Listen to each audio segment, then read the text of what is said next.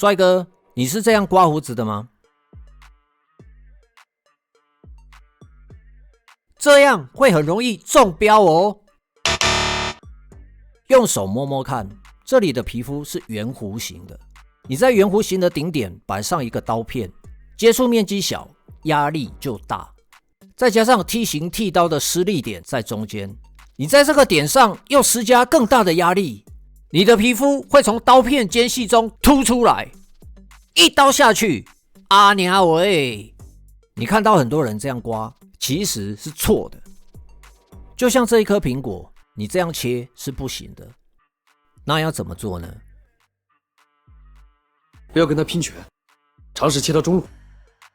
对，不要跟他硬干，你应该环绕着他这样切，切他中路。你要把刀片摆在弧度比较小、比较平的地方，这样就不会切到凸出来的部位。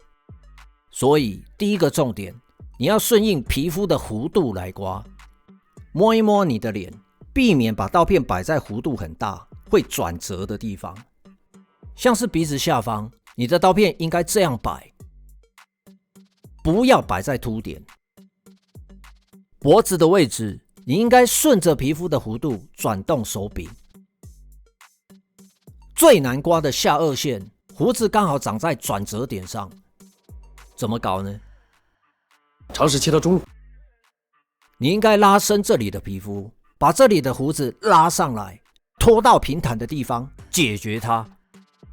不管是合刀、直剃刀、电动刮胡刀，你都应该这样刮。刮胡子、刮光头、刮腿毛，你也要这样刮，这才是从根本解决不会受伤的方法。第二，我们要让刀片间隙中的皮肤不会凸出来。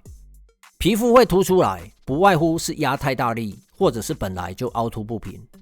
常用的解决方法是拉伸皮肤跟零压力。拉伸皮肤，把皮肤绷紧，凹凸不平的部分就会被拉平。要做到零压力，你只要把刀片往上抬一点，皮肤上的压力马上就变小了。这两个都是好方法，但是还有一个更简单、更好用的秘技。这是2根筷子，我们用它来模拟刀片间隙。哪个部分突出最多？中间。哪里的变形最少？两端。所以你应该用变形最少的部位来刮胡子，也就是刀片的两端。把刀片分成3个部分，你用这2个部分来刮胡子，皮肤的变形最少，最不容易刮伤。像脸颊、鬓角这种大面积的平坦部位，你可以用整张刀片去刮。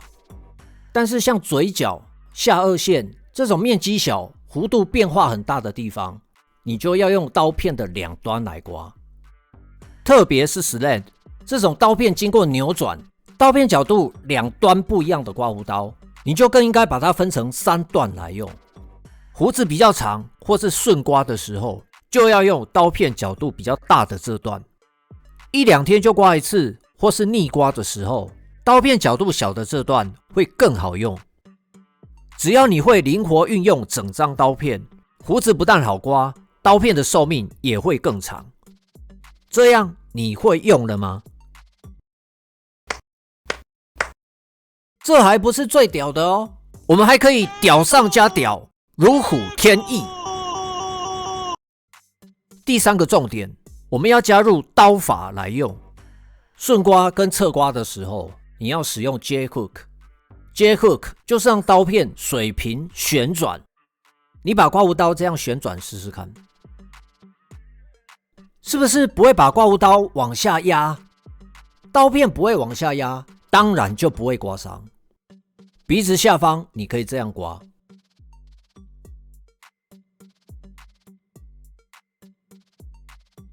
特别好用。你也不用担心刮胡刀的刀头太厚太大，鼻子下方会进不去。那个本来就是错的啊。嘴角你可以这样刮，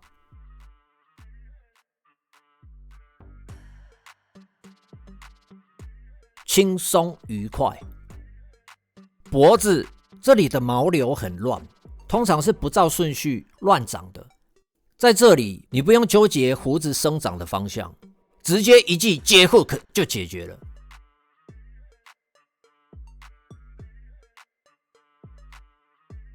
再来，逆刮的时候，你要加入 Gillette Slide。Gillette Slide 是把原本横着的刀片摆成斜的，斜切可以大大减少胡子拉扯的情况，而且把刀片斜着摆，接触面积更大，你控制刀片角度会更轻松。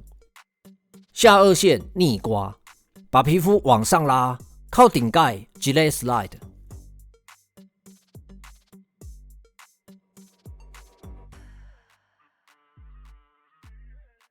是不是很简单？鼻子下方逆刮，在这里移动一次以后，不要拿起来，拉回来，往上推，再拉回来，再往上推，这个就是 Super Gillette Slide。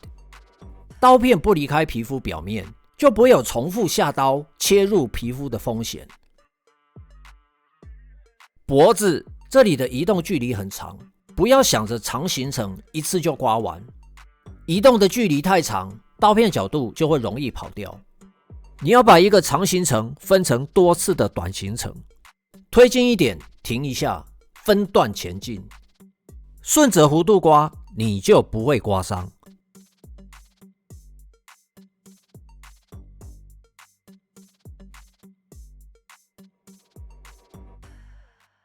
这3招是真正的保障技巧。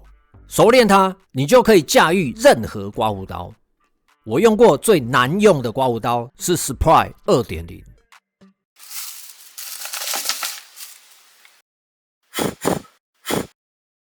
它虽然有护杆，但是只是装饰品，根本没鸟用。刀片感超级强，超级容易刮伤。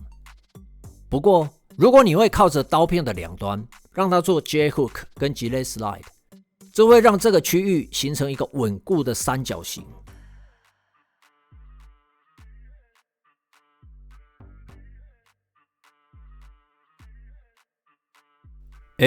烂刀又可以用了，还好有从垃圾桶里面找回来。